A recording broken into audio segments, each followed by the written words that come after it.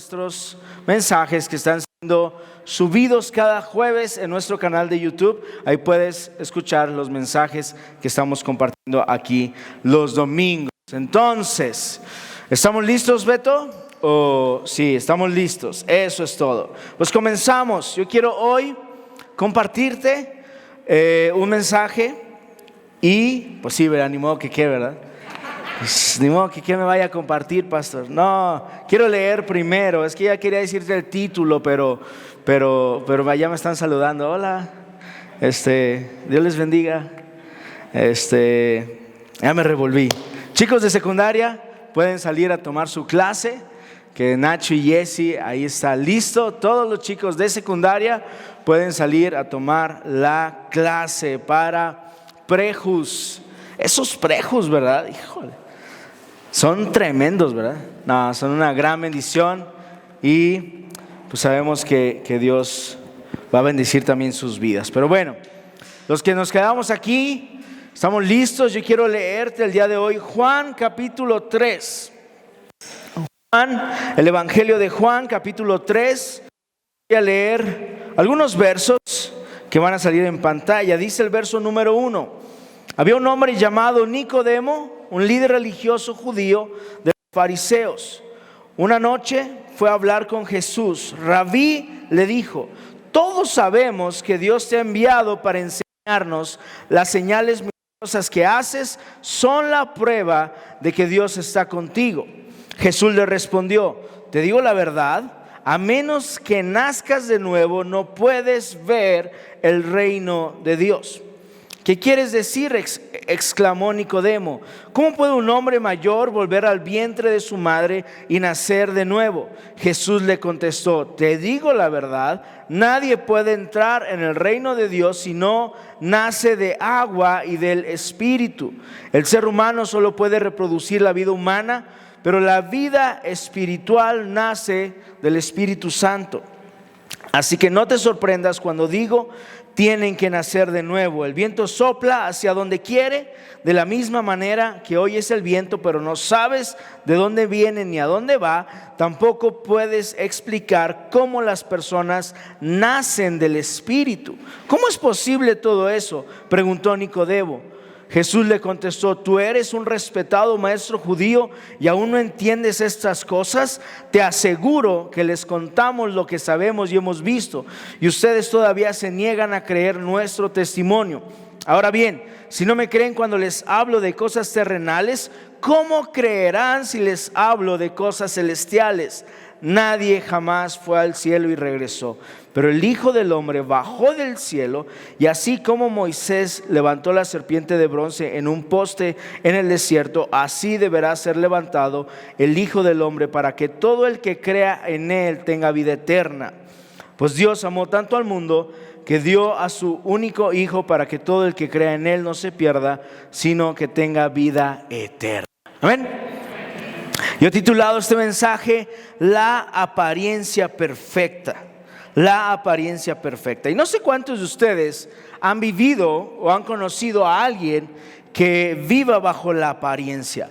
Hoy en día hay muchas personas que lamentablemente viven en una apariencia. Batallan mucho con esa cuestión de vivir bajo una apariencia. Tú los puedes ver en sus casas, los puedes ver en sus vehículos, con sus familias, ¿verdad? En redes sociales, no se diga, en restaurantes, en plazas públicas, donde quiera que tú los puedas ver, tú puedes pensar: qué bonita familia tienen, qué felices se ven, ¿verdad?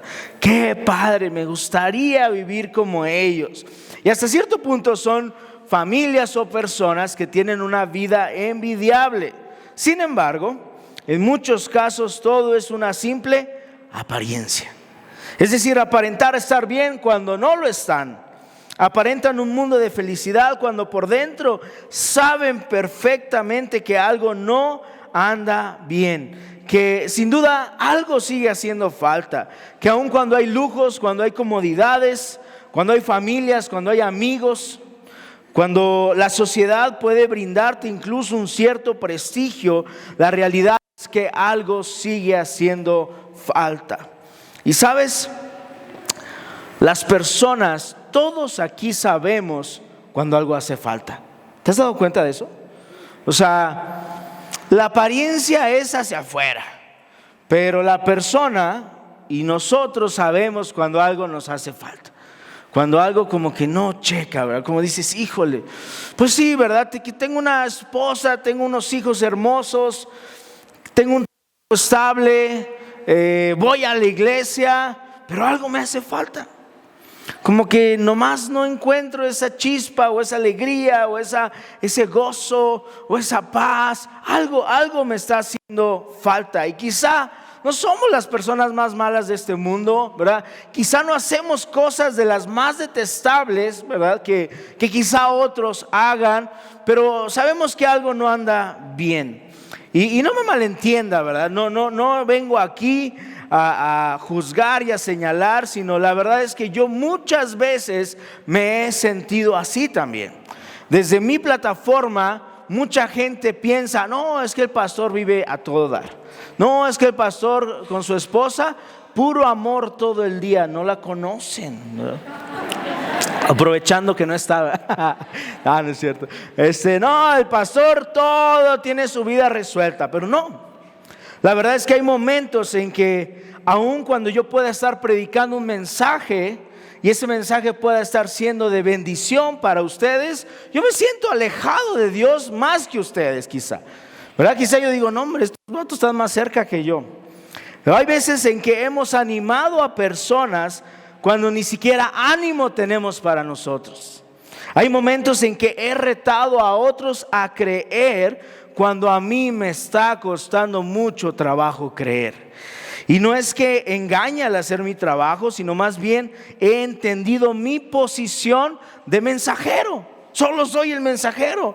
Dios es mi mensaje y Dios siempre actúa a favor de su iglesia. ¿Sabes? Hay veces que digo, Dios, pues quizá no tuve la preparación en la semana, pero bendice a tu iglesia.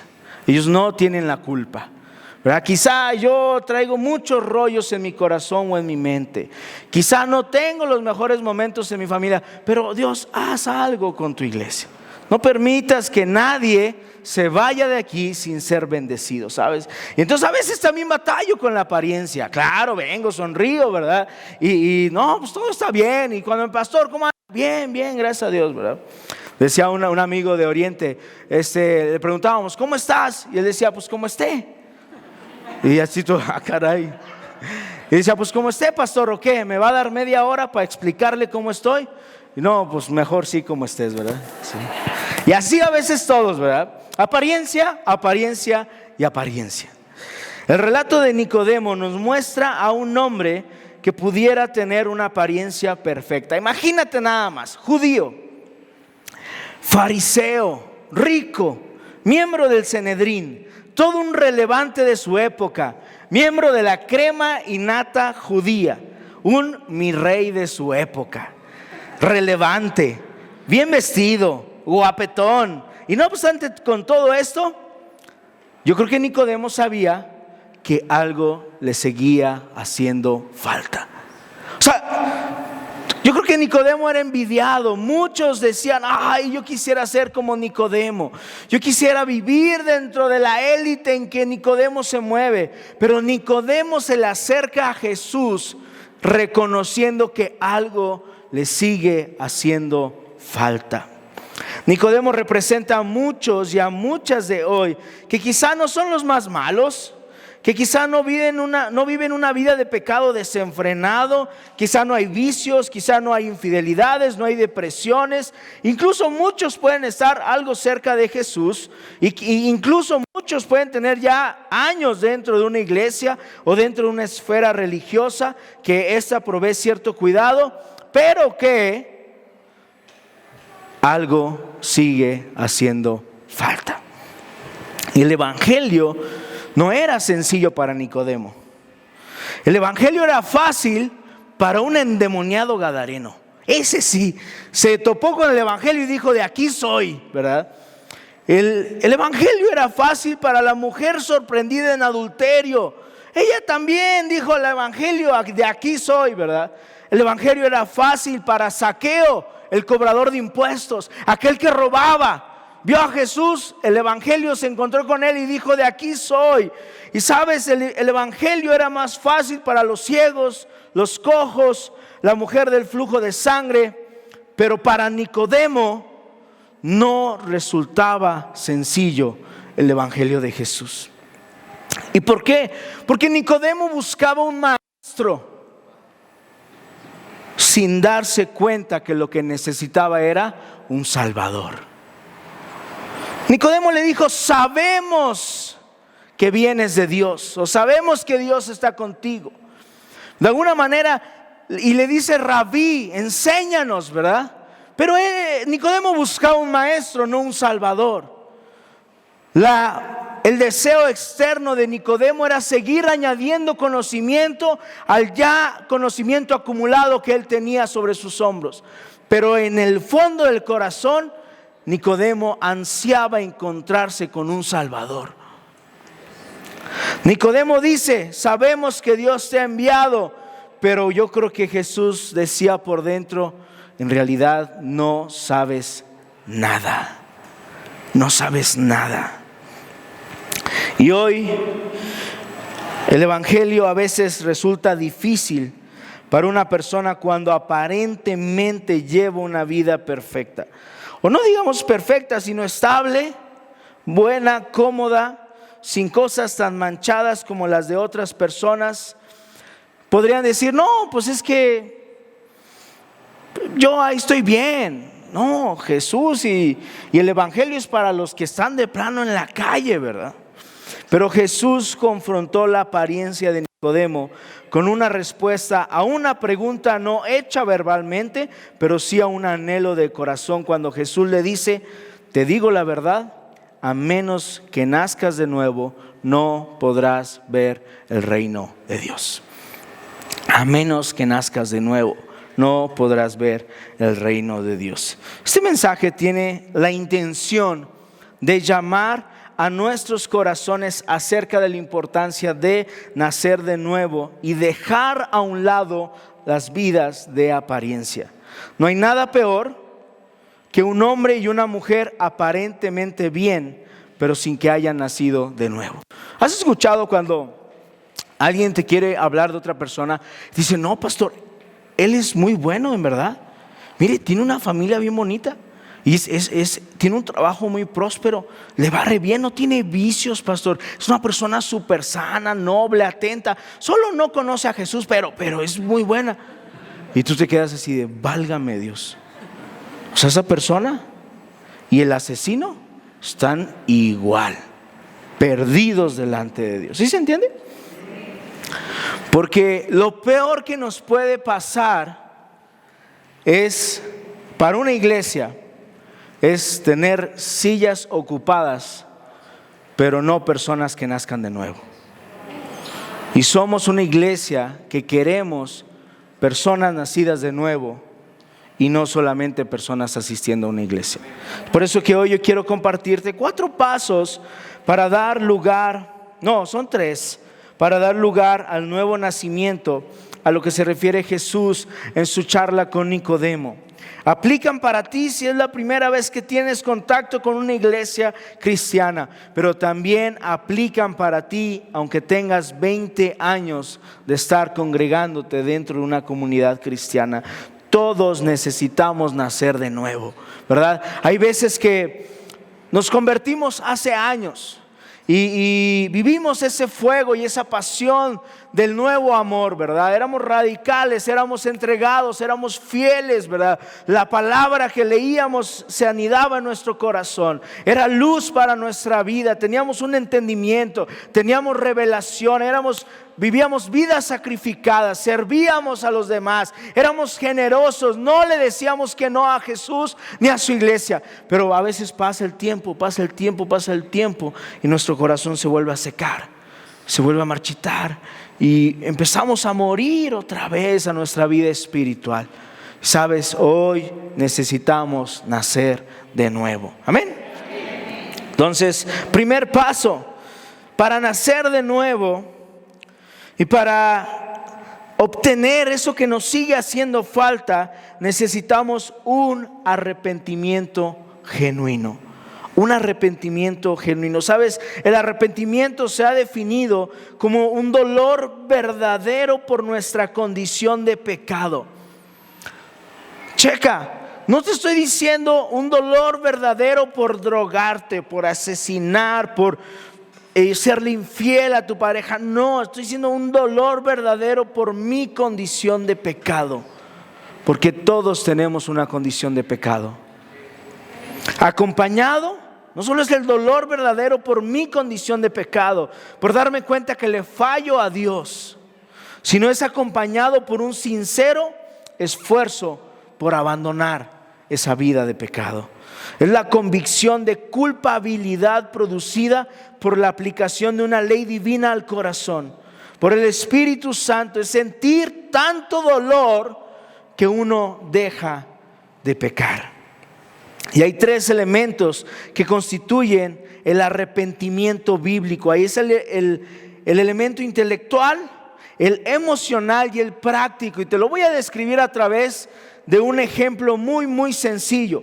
Hay un hombre que realiza un viaje, se sube a un tren y se da cuenta que se ha equivocado de tren.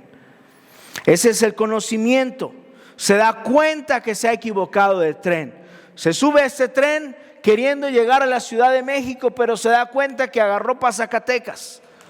Cuando ahí se asoma, ¿verdad? Y dice, bienvenido a Zacatecas. Y caray, como que no es ese el tren. Ese es el conocimiento, ese es el área del intelecto mediante el cual una persona comprende que no va en el rumbo correcto.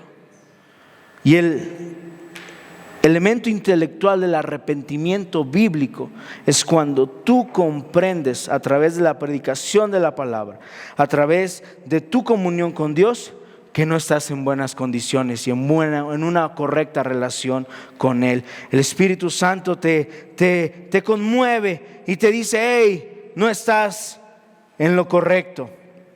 Pero viene el lado emocional. Ese hombre descubre que se ha equivocado de tren y perturba su corazón, le produce un disgusto, quizás hasta un temor de decir, ¿qué estoy haciendo aquí? Pero no debí de tomar este tren, ¿verdad? Estoy yendo hacia un lugar que no es mi destino. Y sabes, le duele el darse cuenta que no va al rumbo indicado. Esa es la parte de la emoción. Y eso ilustra el lado emocional del arrepentimiento, que consiste en esa acusación a nosotros mismos y en ese dolor sincero de haber ofendido a Dios. ¿Hace cuánto que no experimentas ese dolor? De decir, perdón Dios, perdóname. O sea, la regué. A veces andamos en nuestras vidas todas tan acarreadas, ¿verdad? Así corriendo aquí para allá que no nos damos cuenta o no somos conscientes de las veces en que ofendemos a Dios en nuestro día a día. Pero sabes, el lado emocional debe dolernos, decir, Dios, no estoy haciendo las cosas bien. No estoy haciendo lo que es correcto. Segunda de Corintios, capítulo 7, en el verso 10 dice, pues la clase de tristeza que Dios desea que suframos nos aleja del pecado y trae como resultado salvación. No hay que lamentarse por esa clase de tristeza. Chécate lo que dice el apóstol Pablo. No te lamentes. Dice, pero la tristeza del mundo, a la cual le falta arrepentimiento, resulta en muerte espiritual. O sea, necesitamos una clase de arrepentimiento que nos aleje del pecado y que traiga como resultado salvación. Amén. Y el tercer elemento de un arrepentimiento genuino es el lado práctico. Este hombre se da cuenta que va en el rumbo equivocado y le duele en su corazón. Pero ¿a poco no sería un tonto si no se baja? Ya se dio cuenta que va hacia Zacatecas cuando iba a la Ciudad de México. Ya le dolió el haberse equivocado. Si no se baja, diríamos, qué tonto eres, brother. Esto ilustra el aspecto práctico del arrepentimiento, que encierra el volver por completo las espaldas al pecado y viajar en dirección de Dios. El resultado, en ese resultado se producen los frutos de arrepentimiento.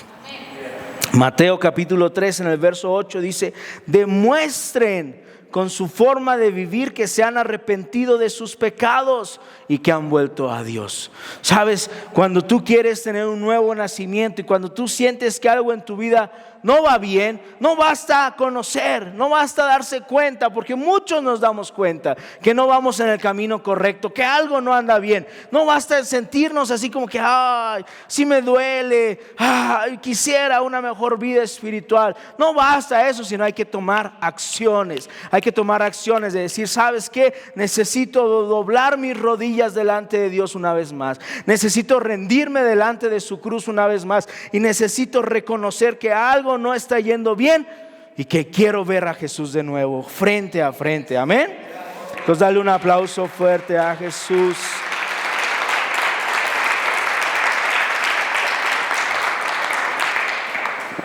El segundo paso es un encuentro con su palabra. Santiago en el capítulo 1, en el verso 18 dice: Él por su propia voluntad nos hizo nacer de nuevo por medio de la palabra de verdad que nos dio, y de toda la creación nosotros llegamos a ser su valiosa posesión. Primera de Pedro capítulo 1 verso 23 dice: pues han nacido de nuevo, pero no una vida que pronto se acabará. Su nueva vida durará para siempre, porque proviene de la eterna y viviente palabra de Dios. No sé tú, pero cuando yo recién me convertí, yo tenía una Biblia, no esta, una Biblia que me había regalado mi esposa. Y esa Biblia, cada que yo la leía, me quebrantaba demasiado. Las palabras era como si Dios me las dijera así verbalmente. Y eran palabras que no solo entraban y salían, sino eran palabras que me dolían en mi corazón, pero a la vez producían vida en mí. Era algo chistoso, ¿sabes? Era como que la misma palabra me mataba, pero la misma palabra me levantaba. Y era tener ese entendimiento y esa revelación de decir: wow, Dios, aquí te estoy viendo, ¿sabes? Y pasaba como mucha gente dice, ¿verdad? Aunque a veces lo explicamos mal y la gente del mundo no entiende. Pero ¿cuántas veces? No, hombre, necesitaba, nomás la abrí y vi la palabra, ¿verdad? Y la gente se queda así como: ay, qué fumado, ¿verdad? Pero sí pasa. A veces tú en tu lectura bíblica, ¿verdad? No es así como: ay, ya vi la palabra. No. Pero en tu lectura bíblica decías: no te pases, Dios, como si fueses mi terapeuta. Sabes qué es lo que necesito en este momento. Y esos encuentros con su palabra traían vida a tu corazón. Y sabes, yo paso a veces muchos días que no me entra nada. Y me siento mal y digo: no, Dios, es que tienes que hablarme. Y le vuelvo a dar otra leída. Y si tú conoces mi Biblia, está toda rayada y toda subrayada. Pero a veces entro en esa como sequedad que digo: yo necesito de tu palabra. Pero cada que sí encuentro vida en su palabra, mis días cambian por completo. ¿Sabes? Hay vida dentro de mi corazón. Entonces, un encuentro con su palabra produce un nuevo nacimiento. Amén. Y por último, una fe radical. En el sentido bíblico, la fe significa creencia y confianza. Es el asentimiento de la mente o el intelecto y el consentimiento de la voluntad. Con respecto al intelecto, es creencia en ciertas verdades reveladas relativas a Dios y a Cristo. Con referencia a la voluntad, es la aceptación de estas verdades y que estas dirijan nuestra vida. ¿Sí? A veces creemos que fe es solamente creer que Dios existe. No, fe es creer que efectivamente Dios existe, pero que hace un cambio en mí. O sea, no es solamente, porque aquí dice incluso en Santiago capítulo 2 ¿Sabes? Fe intelectual no es suficiente. Porque Santiago capítulo 2 en el verso 19 dice: tú dices tener fe porque crees que hay un solo Dios. Bien hecho, aunque los demonios lo creen y tiemblan aterrorizados. O sea, ¿de qué te sirve creer que Dios está? Los demonios también lo creen. Dice: qué tontería, ¿acaso no te das cuenta que la fe sin buenas acciones es inútil? Necesitamos una fe que pase de lo intelectual y llegue a afectar nuestras vidas.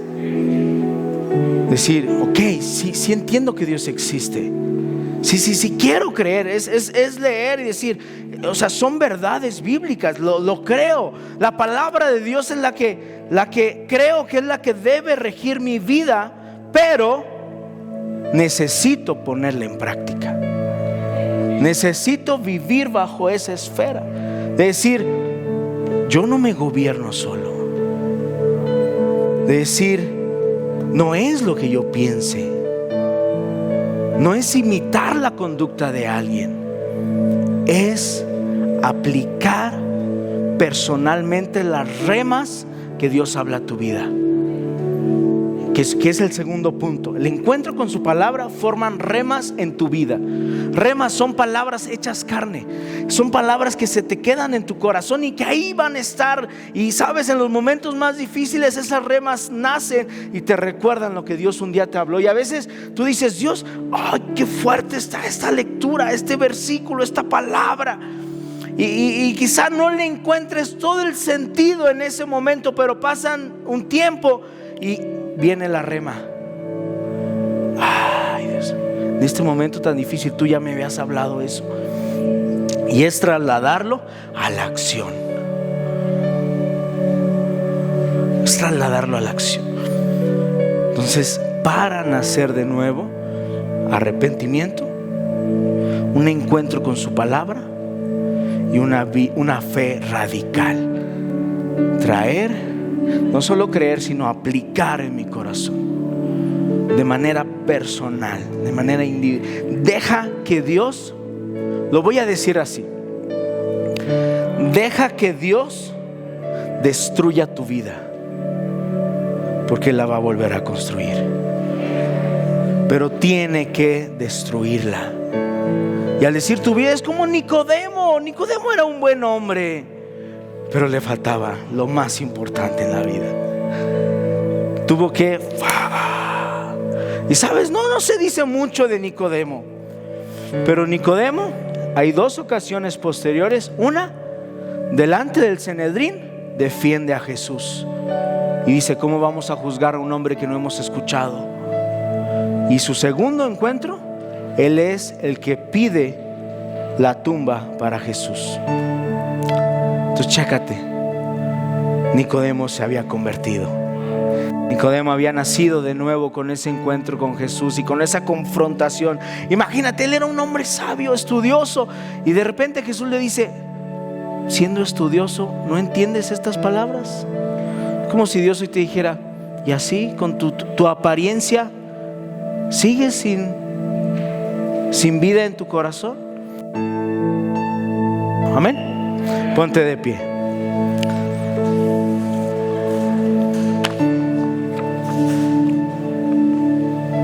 Dice Romanos capítulo 10 en el verso 9. Dice: si declaras abiertamente que Jesús es el Señor y crees en tu corazón que Dios lo levantó de los muertos, serás salvo. Dice: pues es por creer en tu corazón que eres hecho justo a los ojos de Dios, y es por declarar abiertamente tu fe que eres salvo. Yo quiero hacer un llamado general a la iglesia. No sé hace cuántos años le entregaste tu vida.